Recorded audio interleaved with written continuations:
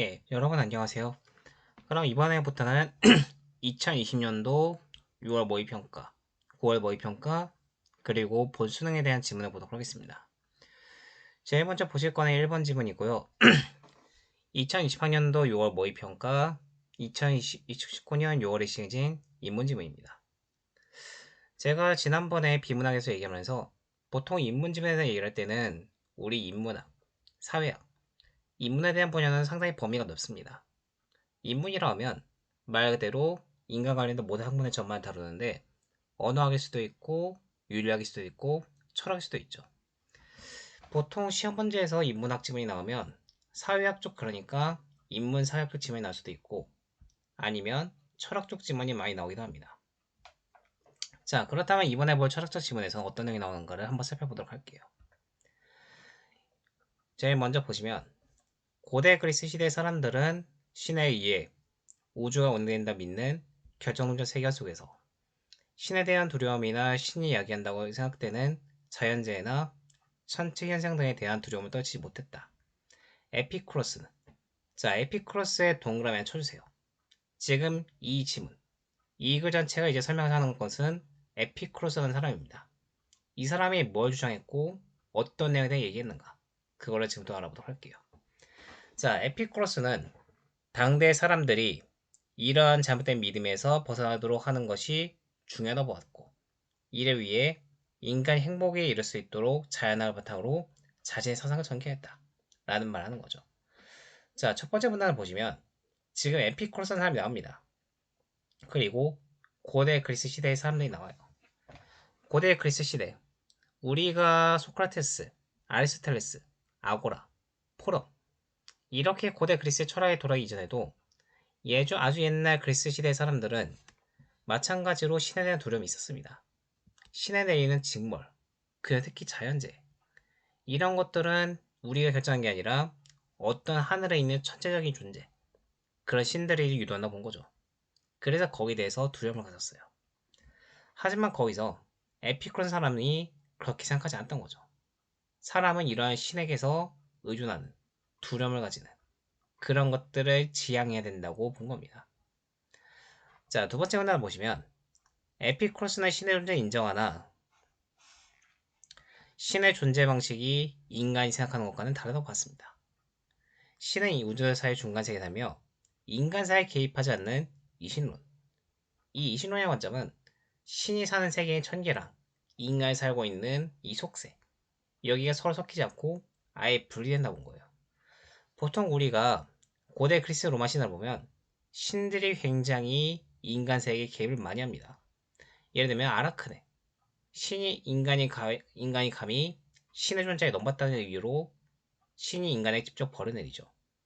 아니면 제우스가 하늘에서 내려와서 인간 여자들과 사귀는 그런 모습들 이런 것들은 신이 인간 사이에 개입하는 모습들입니다. 그런데 에피쿠로스는 신은 존재하지만 그런 식으로 인간 사이에 직접 개입하지 않는다 이렇게 본 거죠. 신은 이미 완벽한 존재이고 불쌍한 존재의 신은 체복권을 행복한 상태이며 다른 어떤 것을 공통 주지 않고 고통이나 분노, 호의에 같은 것에서 자유롭다. 따라서 에피쿠로스는 인간의 세계가 신에서 결정되지 않는다고 본 겁니다. 그 결국 인간은 누구에게서 행복을 잡아받느냐? 바로 인간 스스로 자신이죠. 인간의 행복은 인간 본인이 달렸다는 것을 주장합니다. 미리 배경지식 한 가지 말씀드리면 에피쿠로스는 흔히들 쾌락주의자라고 얘기를 해요. 이 사람들은 이렇게 에피쿠로스 학파들을 그래서 쾌락학파라 부르는데 에피쿠로스 학파의 가장 주안점은 인간이 어떻게 하면 가장 행복해질 수 있는가? 바로 인간이 지닌 자신의 마음, 자신의 감정, 자신의 쾌락을 어떻게 추구하느냐를 가장 중요하게 다뤘습니다. 자, 그 얘기를 다음 산문화문에서 보시면 에피쿠로스 인간의 영혼도 육체와 마찬가지로 미세 입자다고 구성해 먹었고 영혼은 육체와 함께 생겨나며 육체와 함께 상호작용하며 육체가 상처를 입으면 영혼도 고통받는다. 더 나아가 육체가 소멸하면 영혼도 함께 소멸하게 되어 인간은 사후에 신의 심판을 받지 않으므로 살아있는 동안 인간은 사후에 심판이 있다고 생각하여 두려워할 필요가 없게 된다. 이러한 생각은 인간하려고 죽음에 대한 모든 두려움에서 벗어나게 하는 근거가 된다. 자, 지금 보시는 것처럼 인간의 영혼은 미세한 입자이며 육체가 소멸하면 영혼도 함께 소멸합니다. 제가 에피쿠로스는 쾌락학파를 말씀드렸죠. 이 사람들은 쾌락주의자여서 한편으로는 현실주의자가 됐습니다. 바로 현실에 존재하는 쾌락을 누리는 것이 인간의 궁극적인 목적이다. 그렇게 본 것이죠. 거기에 연관하여 우리가 보통 신에 대한 관점이 나오는 것들은 바로 사람이 죽으면 그 영혼이 신에게 속하는 이런 관점들, 저승이나 천국 이런 것에 영향을 많이 받습니다. 하지만 에피쿠로스는 영혼과 육체가 소멸하면서 그 입자가 같이 소멸하여 신의 심판을 받지 않는다. 즉, 사후세계는 존재하지 않으므로 나에게 현재 중요한 것은 이 현실과 쾌락이다 라는 것을 강조한 거죠. 자, 이런 에피쿠로스 자연학들은 이제 인간뿐만 아니라 우주와 인간에 대한 것들도 마찬가지로 결정하게 됩니다. 이는 원자의 운동에 대한 에피쿠로스 설명에서 드렸는데, 그는 원자들이 수직 낙하운동이라는 법칙에서 벗어나기도 하며 비스듬히 떨어지고 충돌해서 튕겨나가는 우연적인 운동을 한다고 본 거죠. 그리고 우주는 이러한 원자들에 의해 이루어졌으므로 우주는 우연의 산물이라 봅니다. 이 말은 무슨 우연이냐? 기존의 우주는 바로 신이 결정하는 우주입니다. 예를 들면 굳이 그리스 신화 아니라도 보통 어떤 나라의 신화를 막론하면 신화에서 반드시 신이 존재하고 그 신이 존재하는 세계의 창조가 나타납니다. 바로 창조론이죠. 대표적으로 가장 유명한 그리스도 기독교에서는 신이 7일 동안 실인 일주일 동안 나라를 이제 세계를 창조하고 마지막 일요일은 안식일로 쉬었다. 이런 얘기를 많이 합니다. 자, 하지만 에피쿠로스는 비결정론자 이해. 우주의 형성은 이러한 신들의 의지가 작용한 게 아니라 우연적으로 일어난 산물이다. 라고 본 거죠. 이 과정에서 신의 관여는 없으며 인간의 삶에서도 신의 섭리는 살 수 없다. 즉, 인간이 신에 맞는 절대적인 필연성에 얽힐 필요가 없으며 자신의 삶을 추려 살아갈 수 있는 자유의지, 자유의지에 동그라미 쳐주세요. 자, 여기서 이 문제를 설명하는 것은 바로 우리가 생각하는 이 우주는 신의 의지가 아니라 우연성입니다. 신의 의지는 필연성이죠. 그런 필연성 때문에 우연성. 그러므로 이러한 우연성에는 신의 의지가 적용하지 않으므로 인간의 삶을 주체해 살아갈 수 있는 자유의지, 내 삶은 나의 것이다 라는 얘기를 하게 됩니다. 자, 마지막 문단 보시면 에피쿠로스는 이를 토대로 자유로운 삶의 근본을 규명하고 인생의 궁극적인 목적인 행복으로 이끌어 나가는 윤리학을 펼쳐나갑니다.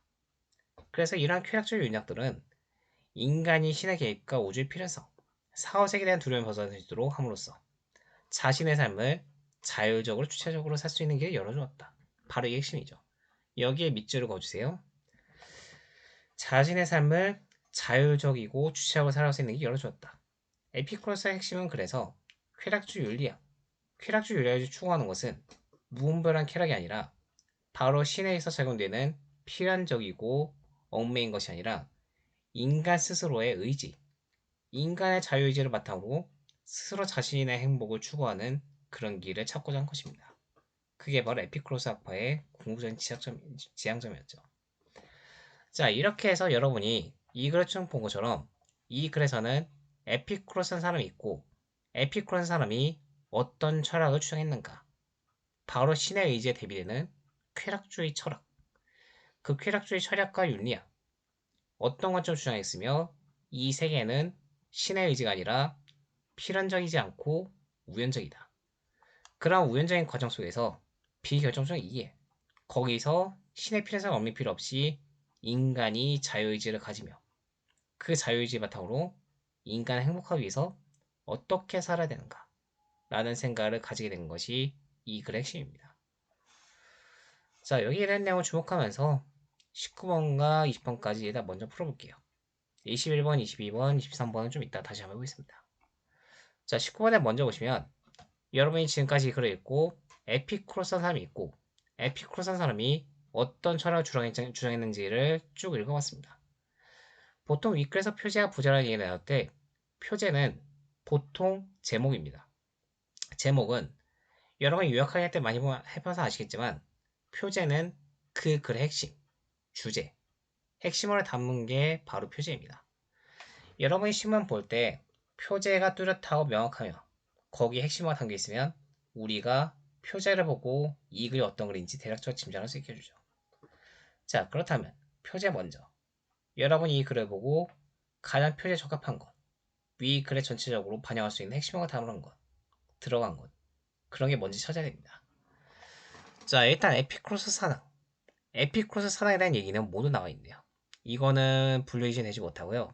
그렇다면 그 뒤로 봐야 되겠네요. 1번. 에피크로스 사상의 성립 배경. 자, 성립 배경은 나오지만 그게 글 전체라고 보기는 어렵겠네요. 2번. 에피크로스 사상의 목적과 의의. 자, 여러분이 보신 것처럼 에피크로스 사상은 왜 드러나는가? 그걸 봐야 되겠죠. 에피크로스 사상을 이제 주장한 이유는 사람들이 신에 종속되지 않고 자신의 행복을 찾기 위해서라는 말씀드렸습니다. 그리고 어떤 의의를 가졌는가? 마지막 문제 나오죠. 이러한 쾌락주의 윤리를 바탕으로 인간이 행복 실현을 추구할 수 있는 방안을 제시하였다. 그리고 아까 말한 것처럼 자유의지를 바탕으로 자신의 삶을 자유적이게 주체하고 살 수 있는 길을 열어주었다. 라는 얘기를 배웠습니다. 자, 그렇다면 우리가 첫 문단에서 마지막 문단 이 두 가지 문단을 본 것처럼 19번에서 표제는 결국 하나죠. 2번. 에피쿠로스 사상의 목적과 의의로 정리가 됩니다. 그래서 2번을 먼저 골랐고 뒤에 부제는 보통 표제가 주어지면 부제는 그 내용에 대한 세세한, 그러니까 마지막 디테일이죠. 세부 설명입니다. 표제가 나오면 표제가 만약에 주제라면 부제는 그 주제에 대한 부연 설명 같은 겁니다. 자, 그렇다면 에피쿠로스의 목적과 의의가 드러나는데 과연 거기서 어떠한 내용을 중심으로 드러나는가? 바로 세 가지죠. 첫 번째, 맨 위에서 본 것처럼 신의 존재, 이신론적 관점. 두 번째, 에피쿠로스가 생각하는 우주, 자연학. 그리고 마지막 세 번째, 거기에 대해서 인간, 우주와 신과 인간의 관계 속에서 인간 어떻게 살아가는가 라는 쾌락주의적 관점을 드러냅니다. 이렇게 정리하면 답은 2번이 되겠죠. 20번 보겠습니다. 기억과 디귿에 대한 이해로 가장 적절한 것은? 자, 하나씩 볼게요. 윗글에서 제일 먼저 기억을 보시면 기억은 이신론입니다. 이신론에 대해서 아까 얘기한 것처럼 이신론은 바로 신과 인간 세계에 나눠져 있고 신은 인간에게 개입하지 않는다. 자, 개입하지 않으면 어떻게 되느냐? 신이 인간에게 개입하지 않습니다. 그렇다면 지금 우리가 겪고 있는 천재지변, 자연재해 이런 것들은 바로 신의 산물이 아니라 그냥 우연한 거죠. 신이 개입한 것이 아니므로 그러한 과정 속에서 인간의 존재는 행복은 인간 스스로에 의해서 결정됩니다. 그런 게 바로 이신론입니다. 자, 두 번째.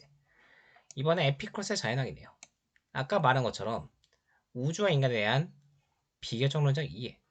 이런 것들 어디까지나 우연적 운동이다. 즉, 신의 개입이 아니라 우연적인 것에서 산물이다.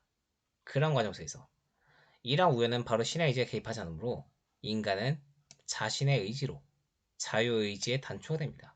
자신의 의지로 사는 것이 바로 자연학이죠. 자, 마지막 D번. 얘는 윤리학, 쾌락주의 요약적 바탕으로 인간이 궁극적인 목적 행복을 이끄는 윤리학, 스스로 영혼 연장된 상태에서 행복 실현 추구할 수 있는 방안을 제시합니다. 자, 이렇게 여러분 본 것처럼 기업, 이신론적 관점, 니은, 그리고 니은의 자연학, 그리고 마지막 디귿, 쾌락주의 윤리학, 이 세 가지 관점의 얘기를 받았습니다.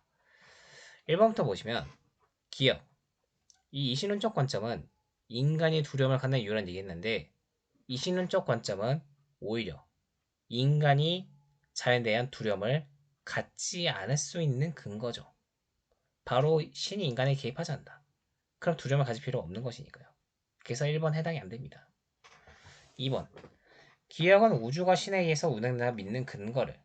자, 여기서도 보다시피 우주가 신에 의해서 운행되는 근거가 아니라 이신론적 관점은 우주가 신에 대해서 연관이 없다. 신은 인간 세계에 관여하지 않는다. 라는 반례로 되겠죠. 그래서 2번도 해당이 될 수 없습니다. 3번. 기억과 니은은 인간 영혼과 육체 관계의 탐구하는 이유를 디귿은 모든 두려움에 벗어나는 이유를 제시한다. 자, 디귿을 먼저 보시면 우주의 필연성, 사후세계에 대한 두려움. 디귿 같은 경우는 맞다고 볼 수 있는데 기억과 니은이 문제가 되겠네요.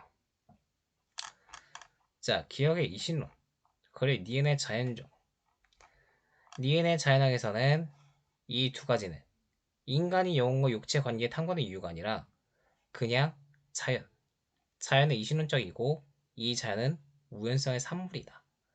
그것이 영혼과 육체 관계에 탐구하는 이유가 아니라 오히려 근거가 될 이유가 없는 거죠.